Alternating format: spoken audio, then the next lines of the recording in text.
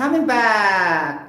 Welcome to my fourth segments na talaga siya dealing with chemical equilibrium computation or calculation. So I'm gonna give you a more simpler or simple problem because it doesn't have so many data. Okay, something like that. And we go to this equation. Okay, question number 4. Hydrogen gas plus iodine gas will yield hydroiodic acid, something like that. That is gas in vapor or gas in form. Okay, what are the equilibrium concentrations when H2 is equals to I2 and then 0.20 molarity initially, and Kc is 64. Okay, the technique here is like this. If you found, guys, Kc is a perfect square. Take note of this also. Actually, this found in the reviewing materials before. I always see this several times. So it deals with a Kc that is perfect square. Something, for example, 64, like that. Okay, perfect square. Or 12 times 12, 144. Something like that. So it's very easy. Why? Because we'll never go to the quadratic equation. So far, guys, I gave you so many examples of chemical equilibrium, but I did not yet encounter a quadratic equation to solve for the equilibrium concentration. But actually, there are also, okay, using quadratic equation in algebra. You need to find the equilibrium concentration by using positive or negative b. Ganon, diba? The square root of b squared minus 4ac over 2a. Where A and B are the constant. Ganon. And A, B, C and that is the constant. Ganon siya. Okay? And then, we have also the slope. Y is equal to mx plus b. Ganon. Okay, get the point? Diba? Okay. So, you should take note also for the AC. Perfect square. Then, the whole thing will be multiplied by the exponent 1/2. So that it will cancel, because the square root, okay, if we raise the number to 1/2, so it will cancel the 2 in the denominator of the 1/2, right?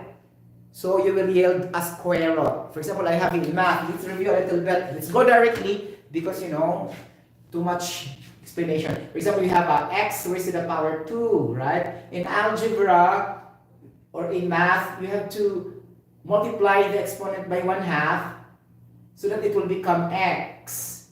Cancel 2, so it becomes. So like that. And now if we have a perfect square of 64, right? 64.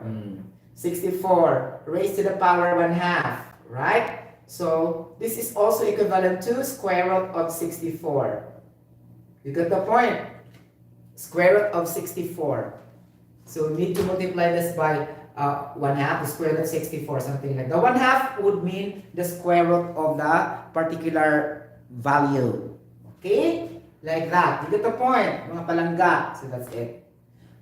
And now, if we try to cancels out the square root also, for example, if I have square root of 100, okay? Then if you avoid the square root, then multiply that also, the exponent, 1/2 exponent. So, the square root will be cancelled, something like that. You get the point?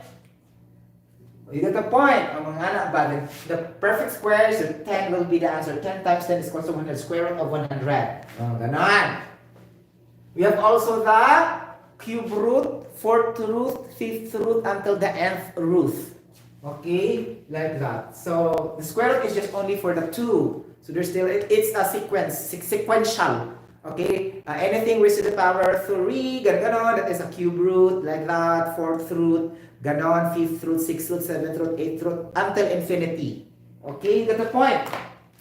So that is series, okay? But the popular is the square root, of course, because that is very easy, only raised to the power 2. Okay, the rest will be complicated already. You get the point? Okay, now, what are the equilibrium concentrations of H2 and 2? Initially at Kc 64. So sometimes, guys, we can, what are the equilibrium concentration when initially? So we have the word initial. It's very obvious right here. Okay, so make a chemical reaction. So H2 plus I2 is equals to HI. Now, take note if this is balanced. If this is balanced, if we have two balance. Okay, not yet balanced, you have to put 2 here. Okay, do not proceed if that is not balanced, because marong juga guys, okay? Like that. So this is our equation now. Okay. So we are not concerned how spontaneous the reaction really is. You get the point? Or how reversible. So let's take note this relationship also. If the reaction is, spontaneous, like that, it is irreversible. Okay? If the reaction is non-spontaneous, that is reversible. Okay. If that is spontaneous, the enthalpy or the heat content of the elemental constituents involved in the chemical reaction is negative. Negative H or heat content, negative. And then, directly proportional to the Gibbs free energy, capital G, like that, is also negative. Okay? Like that. So it means this is spontaneous or irreversible. You get the point? Now, if it is the sign is negative for both enthalpy and Gibbs free energy, meaning you are in the exothermic environment, meaning the heat was being released to the surrounding.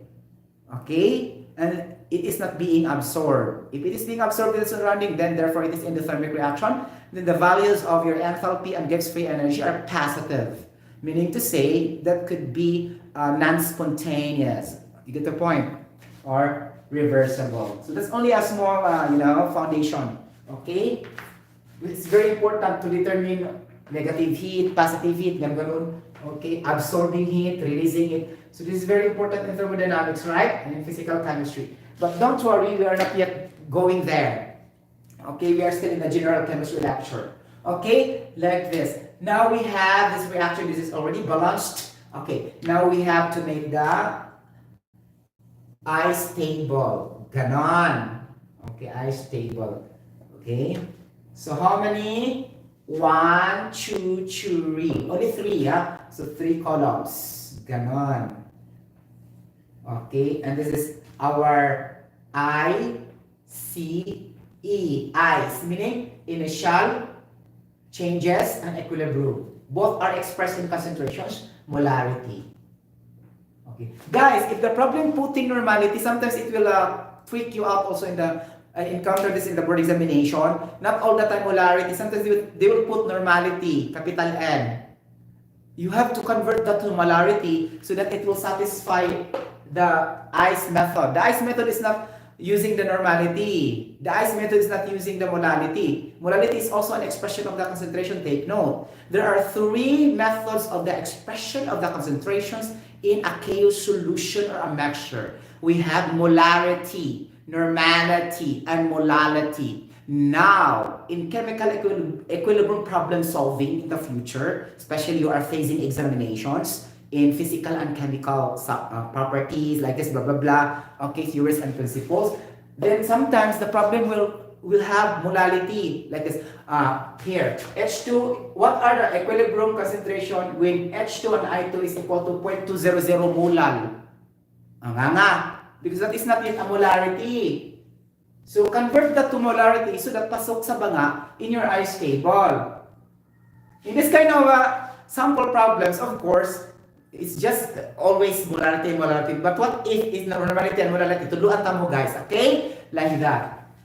So, and K is equal to 64. Ganon.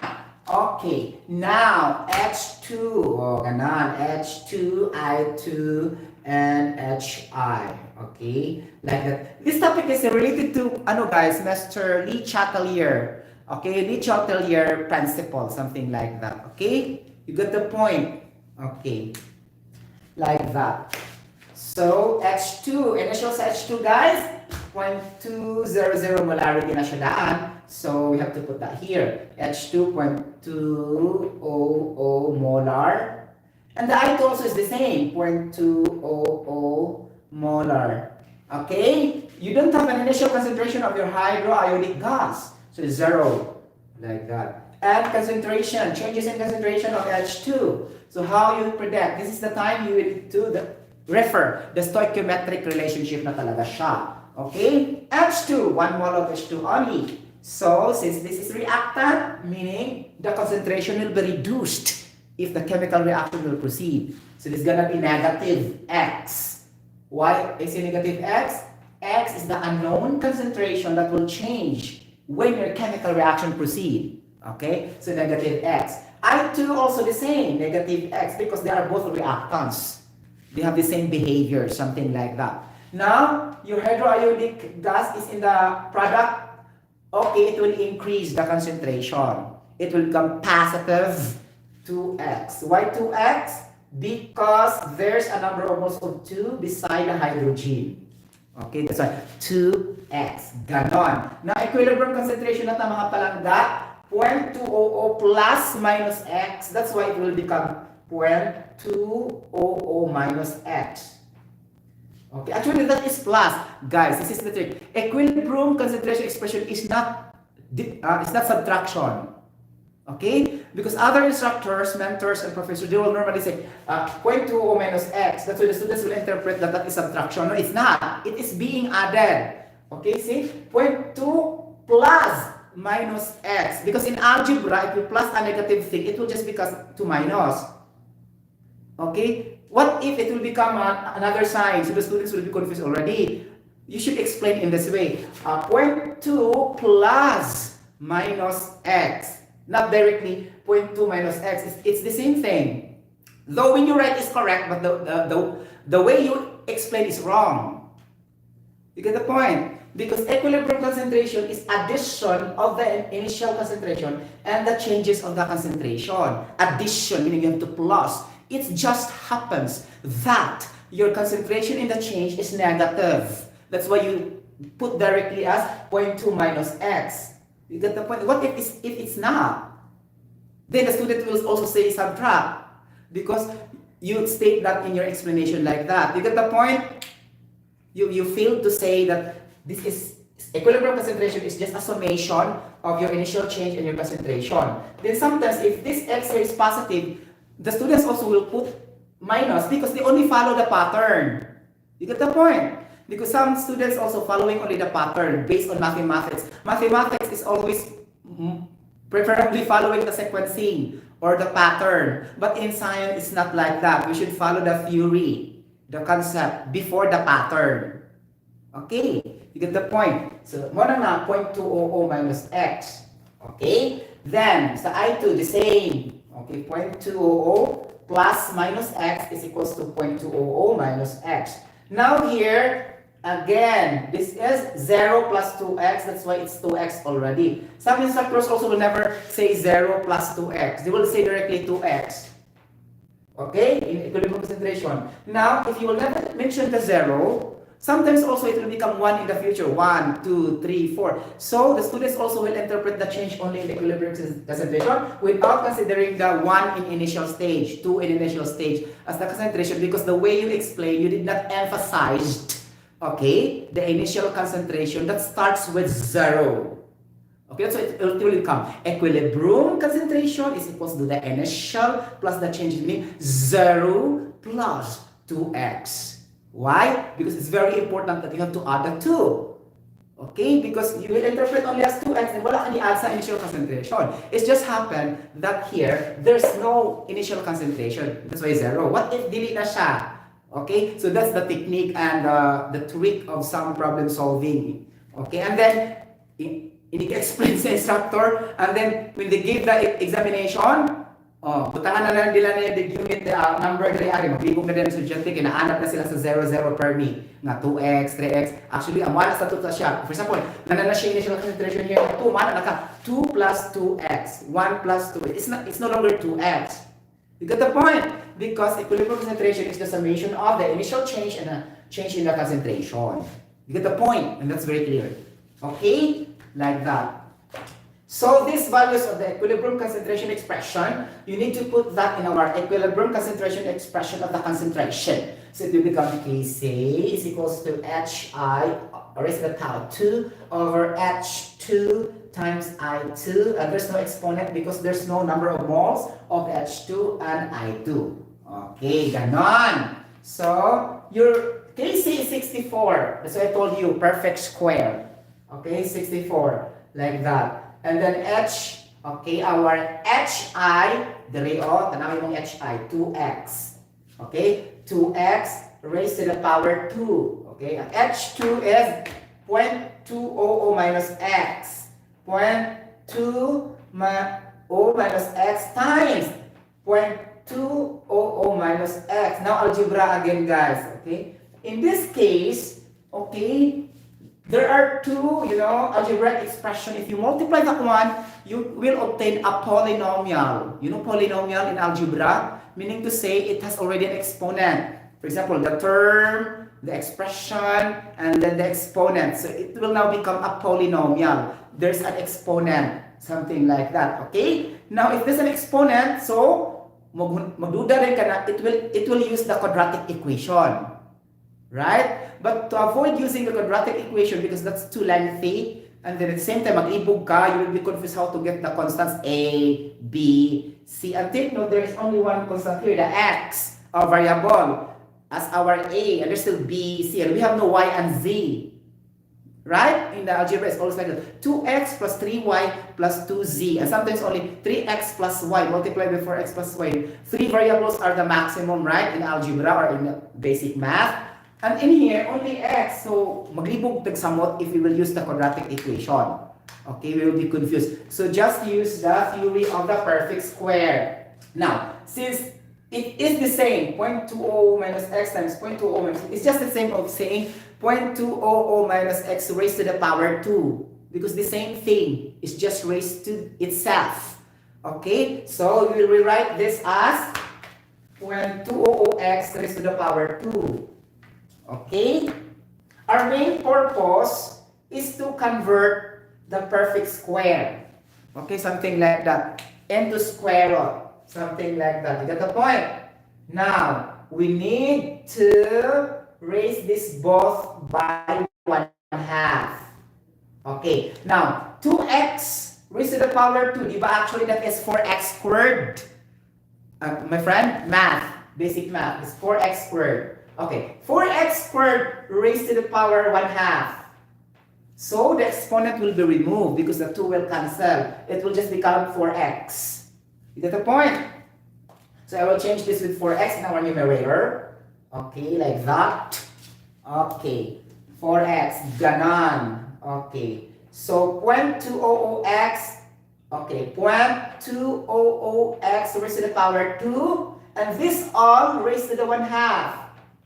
What will happen? Cancel again 2, and what will remain? 0.200 minus x. Diba? Cancel naman 2 ang imong 2. You get the point? O, ganon. So, ganon siya. Okay. So, makancel na. So, 0.200 minus x. You get the point, guys? Mga palangga.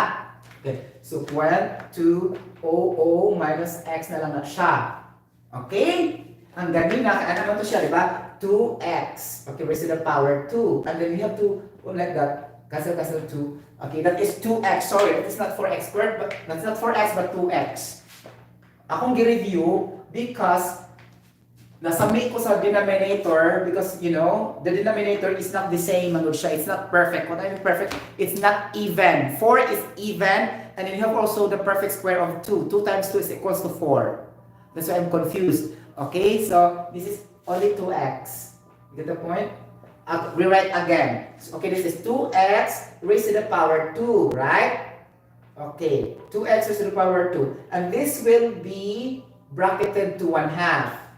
So it's just the same of cancel the 2 because it is in the parentheses, right? It will be 2x only, not 4x squared. Okay, not 4x, okay? Akong giklaro. Okay, so for the value of x, and this 64 also will become, okay, square root. Square root of 64 is 8. Okay? Because 64 raised to the power 1/2 is just the same as square root of 64. Square root of 64 is 8. Then we can compute for the value of x. How much is this? So 8 times distribution multiplication. Okay, distribution multiplication is equals to 2x. So, ganun siya mga kapatid. So, 8. Makita ko ba ninyo, guys? Okay, mga palangga. Be patient. Ganon. So, 8 times 0.200 is equal to 1.6. Okay, minus 8x, mga palangga, is equals to 2x. Then, therefore, negative x minus 2x transposed. The negative 1.6 also transposed to the left. and it will become negative 10x divided by negative 1.6. The cancels the negative sign. It will become x. So 1.6 divided by 10. 1.6 divided by 10. Okay. Our x is 1.6 divided by 10 is equals to, our x is 0.16. Okay.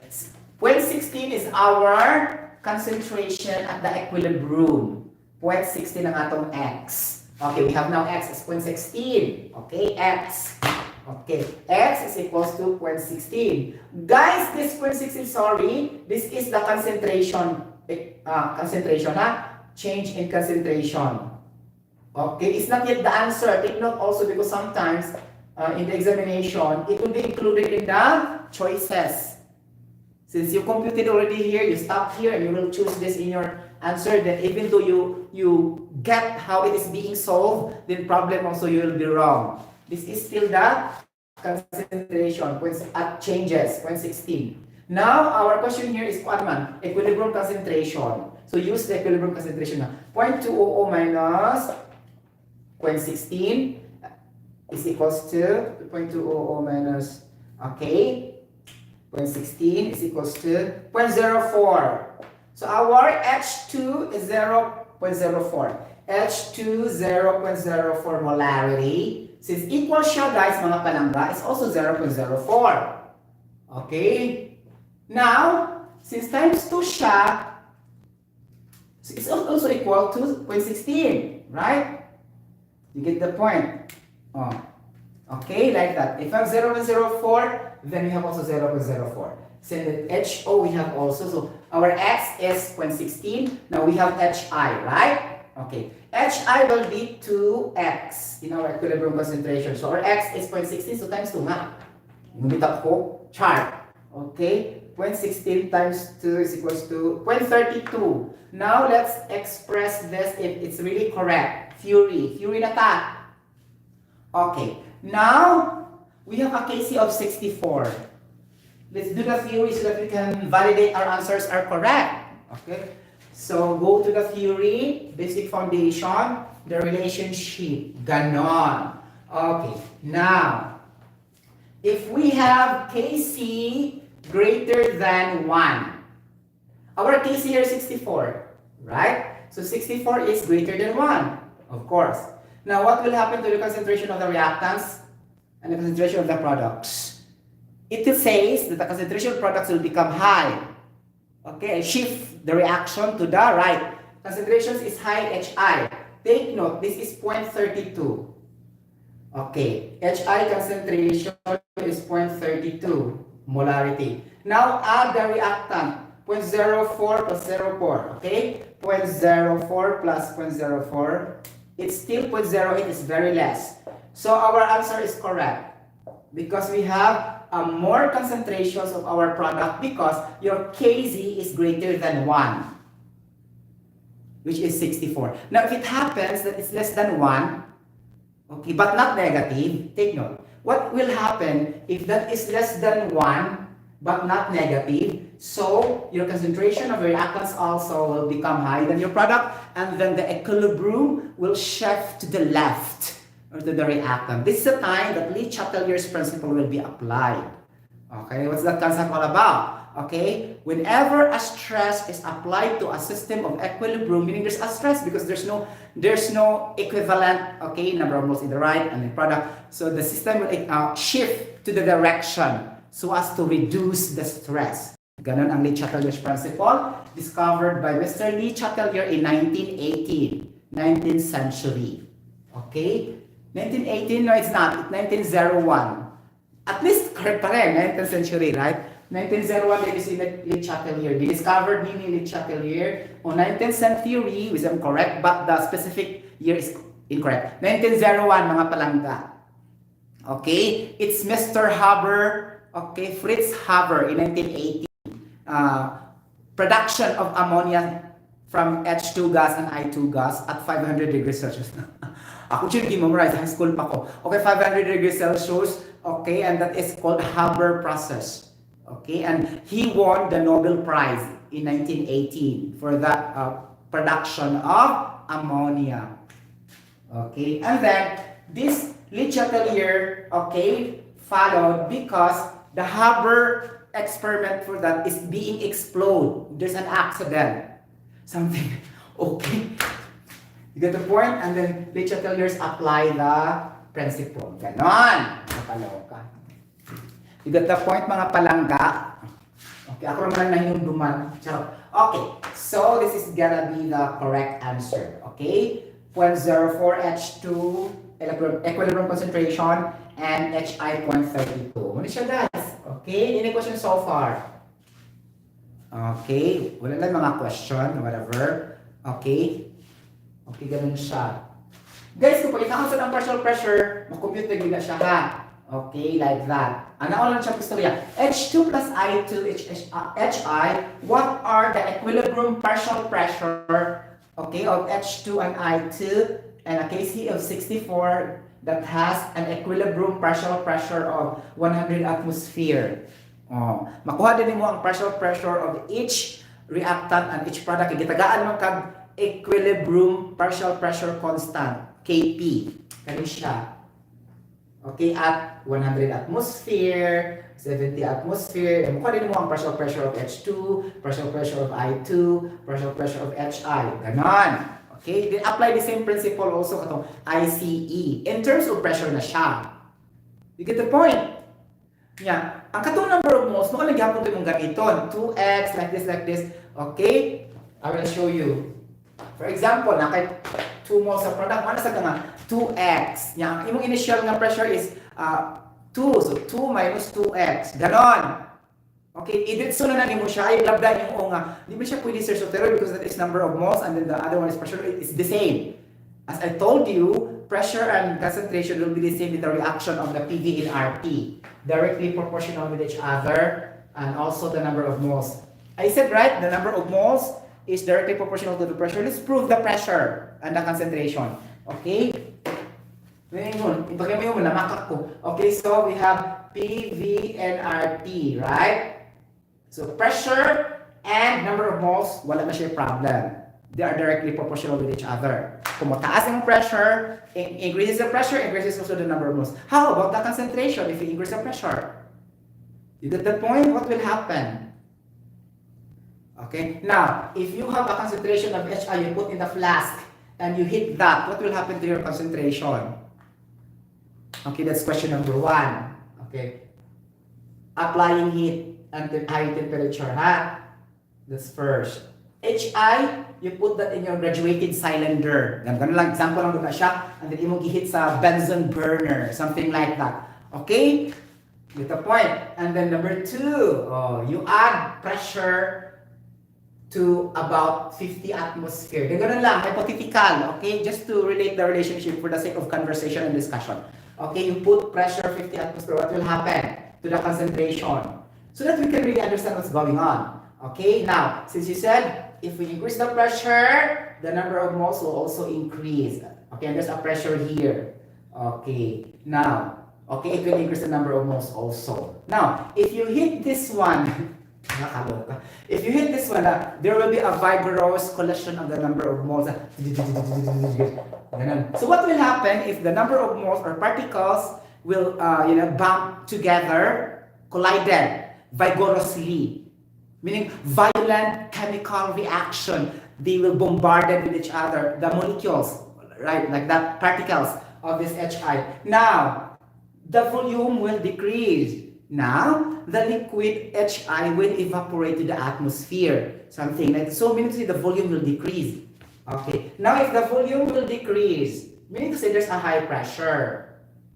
Now, you increase also the temperature. So, meaning to say, pressure and temperature is directly proportional with each other. If you increase the pressure, okay, the temperature also will increase, and the volume of the HI will decrease, and also the number of moles will decrease, like that. Okay, prove that the pressure and temperature is directly proportional, and then pressure and number of moles, like the things of a chuchu. Ganun lang. Pressure versus temperature. Pressure versus number of moles. Pressure versus volume. Pressure versus concentration. Let's prove this relationship theoretically. What will happen? Okay, ganon. Okay, get the point. So normally, as I said, based on the illustration, okay, if we hit this HI, okay, at a temperature, let's say 20 degree or 80 degrees Celsius, whatever, okay, and then it will also be increasing the temperature pressure. Let's prove it. So pressure is directly proportional to temperature. So this is just an assumption because I don't memorize. We just assume this, okay, that it's gonna be directly proportional. Okay, now pressure versus number of moles. Of course, last segment or the third segment, I proved that they are directly proportional. So pressure and the number of moles. Now, pressure and volume also in the last 3 days, I think it's gonna be, I proved that already. If you increase the pressure, the volume will decrease inversely. The pressure and the volume. Pressure is inversely proportional with the volume. Like that. And then what happened to the concentration? Pressure and concentration. Let's prove ba? Ano sa pressure and concentration? What will happen if you increase the pressure? Will the concentration increase? Or not? In your chemical reaction? We need to think like that, okay, to understand. Okay, like this. Okay, like that. So, we need to have the PV and RT. Okay, now since I said relationship of pressure and concentration, there's no concentration in the PV and RT. Then we will manipulate the formula by just this equation. We can manipulate, let us say, minimum of 10 or let's say less than 10 equations out of this one formula. Okay, because you can correlate so many, okay, in this one formula. So I told you, in the board examination, you can make your own formula. You will just correlate and connecting the dots. You get the point? Like that. So it's gonna be like this. Okay, now concentration. So what is the formula of concentration, right? It's moles per liter. And you have moles here. Moles N and volume is liters. It's gonna be pressure is equals to N over V. Gibaliran mo ang V sa ubos para may mong concentration is equals to RT. Now, N over V, change that with C. Concentration will become pressure. Concentration times universal gas constant times T. Now, take the relationship the pressure and concentration. How can you do that? Solving the concentration. Concentration is equals to pressure over RT. Now, in this relationship, klaro kayo nga, ang concentration and pressure is directly proportional with each other. Then, if you increase the pressure, the concentration also will increase. You get the point? If you increase the pressure, the concentration also will increase. Okay, now, okay, let's prove the concentration. Okay na siya tanan, no? Concentration na ta. Oh, temperature and pressure. Nakakaloka? Right? Okay. So, PV and RT gapon. Okay.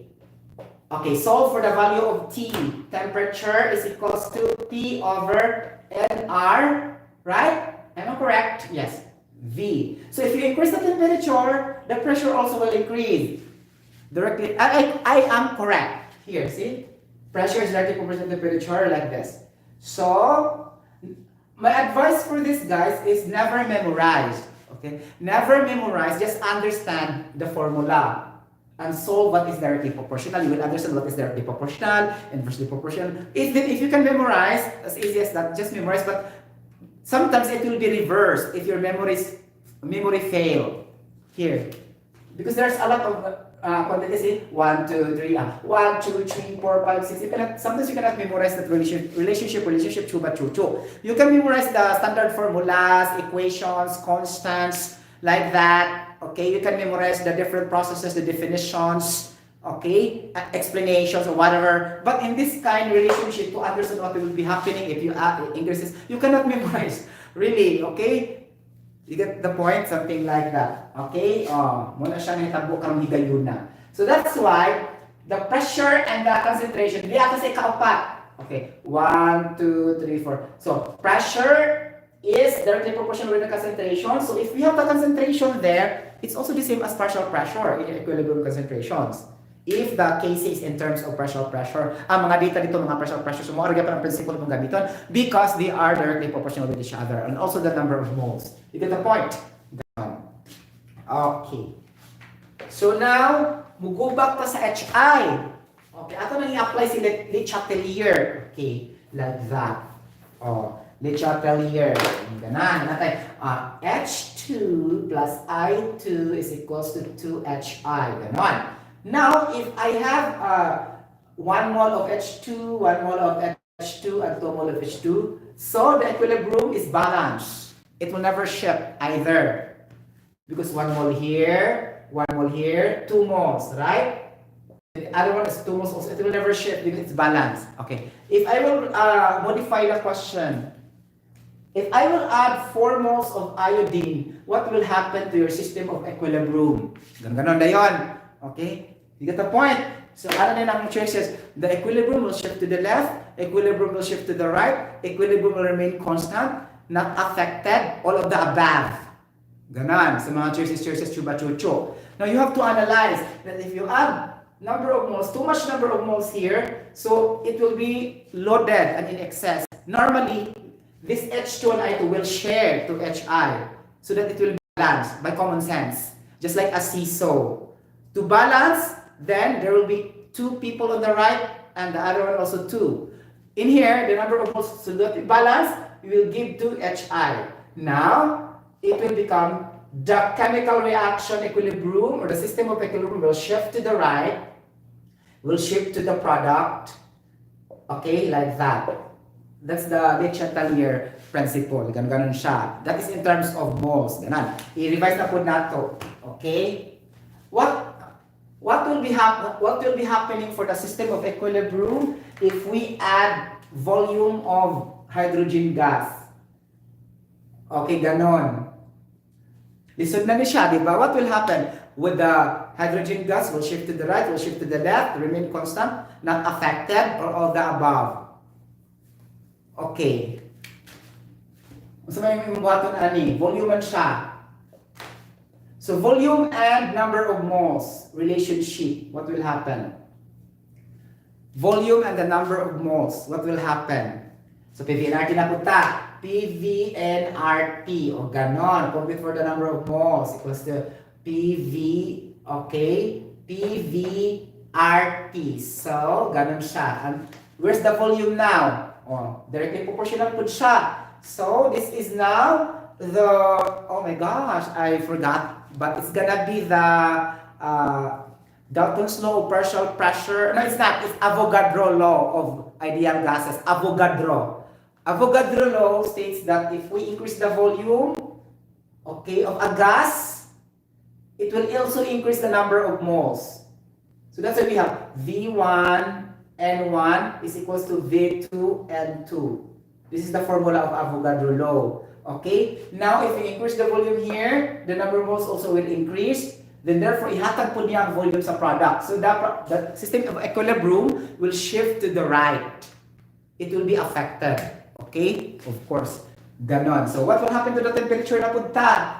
Oh, ganun na siya pirmi. Oh. So temperature, what will happen? If you increase the temperature, let's say if the original temperature is 10 and then the equilibrium temperature is 50 degrees Celsius, what will be happening to the system of equilibrium? Shift to the right, shift to the left. Okay, now the number of moles is inversely proportional to the temperature. Ganon. So kung na-increase yung number of moles, then would decrease yung temperature. So it's inversely. Ganon, di ba? So if I have here 2 moles and 3 moles ng Griari. So if there are more number of moles here, then you will add more temperature to break that particle. Okay? You get that point? You need to add more temperature to break that particle. So it's gonna be shifting to the left, or to the right, because here is more. Okay? Higihit man mo siya, it will shift to the right. Okay? Ganon sa temperature. Okay? Get the point? Oh, ano yung timanan ni Morgan siya tuloy, guys? Okay? So, kung ang question mo na, guys, na what are the different stresses in system of equilibrium? Okay, stress. What do you mean about stress are? The stresses are, okay, number 1, pressure. Let's say this enumeration examination. Enumerate, you have to enumerate. So, don't worry, there's no enumeration in the examination. Okay? Only example. So enumerate the different stresses in the Le Chatelier principle of the system of equilibrium. The stresses there are pressure, temperature, volume, okay, number of moles, like that. Adding a catalyst or inhibitor, okay, like that. Catalyst or inhibitor. like that. And the energy chuba-chuchu. Energy meaning it could be an exothermic or endothermic environment. So that's number 6. Now, it's closely related to the general chemistry lecture under factors affecting the solubility. Factors affecting solubility and the concentration.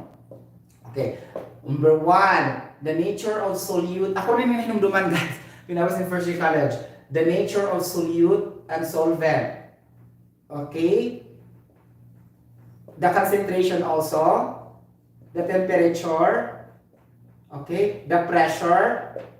Like that. Concentration, temperature, pressure, and adding a catalyst or inhibitor. So the only difference, you will never include the energy changes, the exothermic and endothermic. Okay? Mura na siya, pero pare-pareho rin siya ang factors affecting solubility and the stresses of Le Chatelier's principle. Okay, muna siya per guys ha. And then you can also identify which among them are extensive property, intensive property, extrinsic property, intrinsic property, ganun-ganon. So, imong timanan ang extensive or extensive property are highly measurable and quantifiable. Okay, can be easily computed. And for example, taste, odor, appearance, it cannot be easily computed. So that is intensive or intrinsic property of the substance. Taste, appearance, color, mga ganun-ganun. Okay? Freezing point, melting point, boiling point, mga ganun-ganun siya. That is intensive and intrinsic property of the substance. Okay? Ganun siya. Ito mga measurable, ito mga energies, all types of energies are measurable. Okay? And also the dimension, the amount, the number of moles, the mass, the volume, the weight, ganun-ganun siya. Okay? So the number of moles, those are highly measurable and quantifiable. The atoms, the number of atoms. Okay? Like that. So it's quantifiable because we will use the Avogadro number constant. Okay? Like that. So those are extensive and extrinsic. So meaning to say, guys, actually guys, pareho na siya meaning. Okay? So, pareho siya meaning. Akong isuwat ha, mga palangga. Sometimes guys, makalimog siya. Hindi man siya kung makalimutan because this is the last question I answered in the, chemistry quiz bowl. Okay? Science fair competition before in high school. So this is the last question. I really remember this one. Okay, extrinsic property and intrinsic property. Okay, like that. Okay, and there are questions like that before because the examinations before are not really high-tech, right? The contestants will just write in the piece of paper and you will raise your answer and then the proctor will say correct points like that. But now, in different competition, highly computerized na talaga siya. The questions will be reflected in the projector, like that, and the points also reflected in the, basta lahi na siya kumpara sa unang mga 1990s. The competition is not the same. High-tech na siya talaga. Di mo, pinot-pinot ka, ganon. Okay? But sa una, suwat naman nga ito. I-calculate, blah, blah, blah. Isuwat sa papel. After, show it to. Susuro yung proctor. Ganon. Okay? Like that. Okay? So, it has been changed already. Okay, now, this intrinsic property is the last correct answer I've answered. Okay, intrinsic property is also the same as intensive. You get the point? Extrinsic, extensive also. But this extrinsic and intrinsic are more applicable in material science. Material science application, but still the same, huh? Okay, but this extensive and intrinsic are more applied in the chemistry point of view. Okay, you get the point? Like that. Because chemicals also are part of materials. Because, materials composed of different substances could either be solid, liquid, and gas, right? And these are all matter. Okay, phases of matter. So that's why it's typically the same. Okay? Like that. Sometimes na siya, ang terminology, i-baylo-baylo, and then hibog ka kay wala ba gitudlo ang extrinsic, ang gitudlo pero may extensive radyo. Okay, ganon. Okay? Nakaloka.